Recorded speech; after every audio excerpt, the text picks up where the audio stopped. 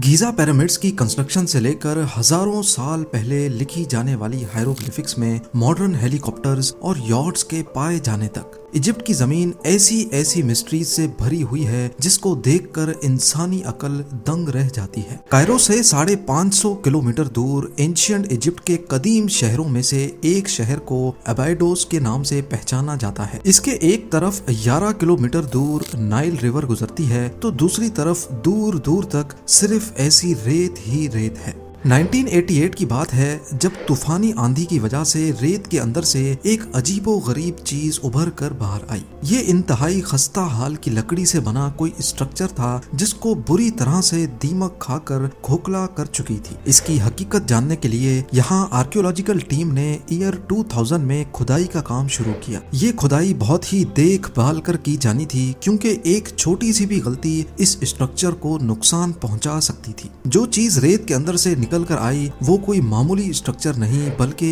एक 70 फुट लंबी बोट थी। रेगिस्तान के बीचों बीच इस अकेली बोट का भला क्या काम था? मामला अभी यहाँ खत्म नहीं हुआ था। इस गुत्थी को सुलझाने की खोज अभी चल ही रही थी कि मालूम पड़ा कि यहाँ एक नहीं दो नहीं बल्कि ऐसी टोटल 14 बोट्स थी जिनको एक दूसरे के साथ साथ लाइन से रेगिस्तान में दफन किया गया था। ज़ेम टीवी की वीडियोस में एक बार फिर से खुशामदीद। नाजरीन, आर्कियोलॉजिस्ट इन खस्ता हाल बोट्स को पूरी तरह रेत से निकाल नहीं पाए थे क्योंकि उनको खदशा था कि अगर ऐसा किया तो ये बोट्स टूट जाएंगी और एक बहुत बड़ी मिस्ट्री अधूरी ही रह जाएगी। सिर्फ वो लकड़ी के चंद सैंपल्स की मदद से ये मालूम करने में कामयाब हुए कि बोट्स 5000 साल पुरानी है, यानी गीज़ा पिरामिड से भी 500 साल पुरानी। पर ये अकेला जवाब इस मिस्ट्री को सुलझाने के लिए काफी नहीं था। कुछ अरसे के बाद लेटेस्ट सोनार स्कैनिंग टेक्नोलॉजी की मदद से अब आर्कियोलॉजिस्ट इस काबिल हो चुके थे कि वो इस पूरे एरिया को बगैर हाथ लगाए उसका एक 3D मॉडल बना सकें। स्कैनिंग के बाद जो 3D मॉडल बनाया गया वो कुछ इस तरह दिखता है। ये इंसानी इतिहास में अब तक का सबसे पुराना बेड़ा माना जाता है। 60 से 70 फुट लंबी बोट्स जिनको देखकर ऐसा लगता है कि इनको बड़ी एहतियात से एक दूसरे के पैरेलल खड़ा किया गया है। जिस जगह ये बोट्स खड़ी हैं इसको देखकर सबसे पहला ख्याल ये आता है कि क्या कहीं ये उस दौर में नाइल रिवर का किनारा तो नहीं था। एक्सपर्ट्स ने देखते साथ ही इस बात से इनकार कर दिया क्योंकि अगर ये बोट्स रिवर के किनारे बहकर आती तो वो अधूरी पोजीशन में खड़ी रहती। ये तो एक दूसरे के मुकाबले में बिल्कुल सीधी खड़ी हैं, जिसका मतलब है कि इनको यहाँ लाकर खड़ा किया गया है। इसके अलावा आर्कियोलॉजिस्ट ने आसपास के लैंडस्केप का भी अच्छी तरह मुआयना किया पर कहीं से भी ये जाहिर नहीं हुआ कि नाइल रिवर यहाँ से कभी गुजरा करती थी। तो फिर आखिर ये बोट्स किसकी थीं? और अगर ये रिवर में बहकर यहाँ तक नहीं आई तो फिर इनको रेगिस्तान तक क्यों लाया गया था? एक इशारा उस वक्त मिला जब बोट्स के ढांचों को 3D ग्राफिक्स की मदद से दोबारा रिकंस्ट्रक्ट किया गया।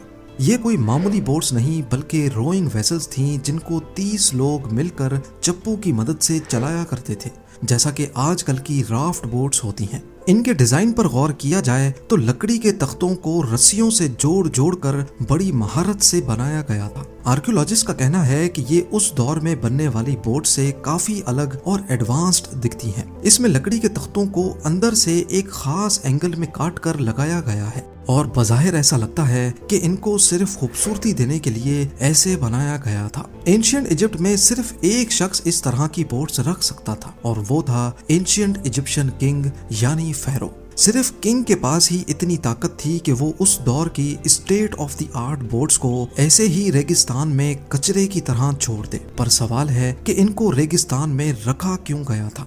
अबाइडोस बोट्स की मिस्ट्री को सुलझाने के लिए इजिप्टोलॉजिस्ट ने आसपास के एरिया की छानबीन शुरू कर दी। जिस जगह पर ये बेड़ा दफन हो रखा है इसके पास ही एक बहुत बड़ा मिट्टी की ईंटों का तबाहशुदा स्ट्रक्चर मौजूद है। एक्सपर्ट्स का मानना है कि ये इतना बड़ा स्ट्रक्चर एंशिएंट इजिप्शियन की इबादत गाह लगता है जहां वो अपने खुदा यानी अपने फेरो को पूजते थे। यहाँ अक्सर इवेंट्स भी हुआ करते थे क्योंकि यहाँ से ऐसे मिट्टी के बर्तन भी मिले हैं जिसमें कभी खाना और शराब डला करती थी। इन बर्तनों की कार्बन डेटिंग भी यही इशारा दे रही थी कि इनको उसी दौर में बनाया गया था जिस दौर में इन 14 बोट्स को बनाया गया था। अब इजिप्टोलॉजिस्ट को पक्का यकीन हो गया कि 14 बोट्स का इस स्ट्रक्चर के साथ जरूर कोई कनेक्शन है। करीब से जब इन बोट्स का दोबारा मुआयना किया गया तो एक ऐसा इशारा मिला जो इस डिस्कवरी के लिए एक बहुत बड़ा ब्रेक थ्रू होने वाला था। बोट्स के गिर्द भी मिट्टी से बनी ईंटें लगी हुई पाई गई। ईंटों की दीवार ठीक बोट की कर्व के हिसाब से बनी हुई थी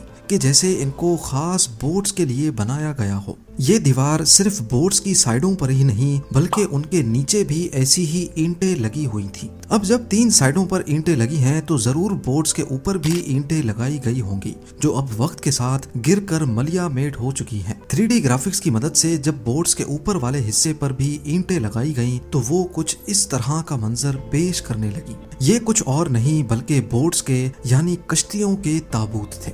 जी हाँ, ममीज की तरह इन बोट्स को भी 5000 साल पहले बड़ी शान और शौकत के साथ इन ताबूतों में डाला गया था। इनके ऊपर खूबसूरती के लिए व्हाइट लाइम स्टोन का प्लास्टर किया गया था। जब सूरज की रोशनी इन पर पड़ती थी तो ये रेगिस्तान में दूर से ही चमकती दिखाई देती थी। आपको यहाँ बताते चलें कि पिरामिड्स भी जब नए नए बने थे तब इनकी टॉप लेयर पर भी इसी किस्म का व्हाइट प्लास्टर लगाया गया था। आर्कियोलॉजिस्ट को कई एविडेंस मिले हैं जिससे जाहिर होता है कि ancient Egyptians white lime stone के प्लास्टर को खूबसूरती के लिए इस्तेमाल किया करते थे। लाइम स्टोन प्लास्टर के बाद पिरामिड्स भी रेगिस्तान में मोती की तरह चमकते थे। आर्कियोलॉजिस्ट कई सालों के बाद अबाइडोस बोट्स की मिस्ट्री को काफी हद तक सुलझा चुके थे। एक बात तो कंफर्म हो चुकी थी कि ये बोट्स नाइल रिवर में बहकर यहाँ तक नहीं आई थी। इनका एडवांस्ड डिजाइन इस बात की गवाही दे रहा है कि ये किसी एंशिएंट इजिप्शियन किंग की मलकियत थी और इनको ईंटों के ताबूत में डालकर रखा गया था। अब सिर्फ आखिरी सवाल के जवाब की तलाश थी कि बोट्स को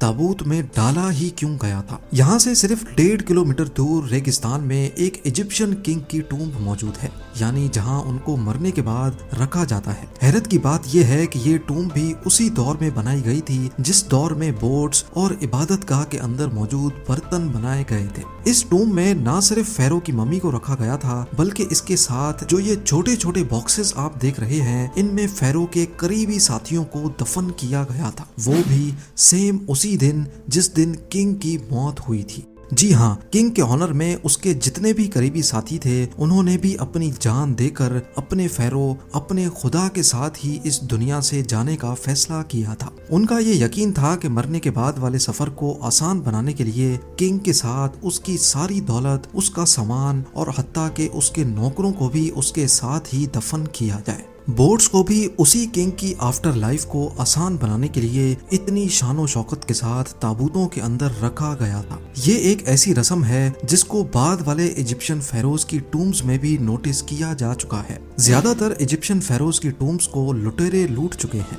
और कई शायद अब तक कहीं रेत के अंदर छुपी हुई हैं। 1922 में वैली ऑफ द किंग्स में जमीन से कई फुट नीचे किंग टूटनखामुन की टूम्ब मिली थी जो किसी तरह लुटेरों से बच निकली। इसमें किंग का सारा खजाना और सारा सामान बिल्कुल सही सलामत अनटच्ड हालत में मौजूद था। इस खजाने में भी 35 बोट्स के मॉडल्स पाए गए थे जिनको शायद अबाइडोस बोट्स की तरह ही किंग की आफ्टर लाइफ के सफर को आसान बनाने के लिए उसके साथ ही दफन किया गया था। उम्मीद है ज़ेम टीवी की ये वीडियो भी आप लोग भरपूर लाइक और शेयर करेंगे। आप लोगों के प्यार भरे कमेंट्स का बेहद शुक्रिया।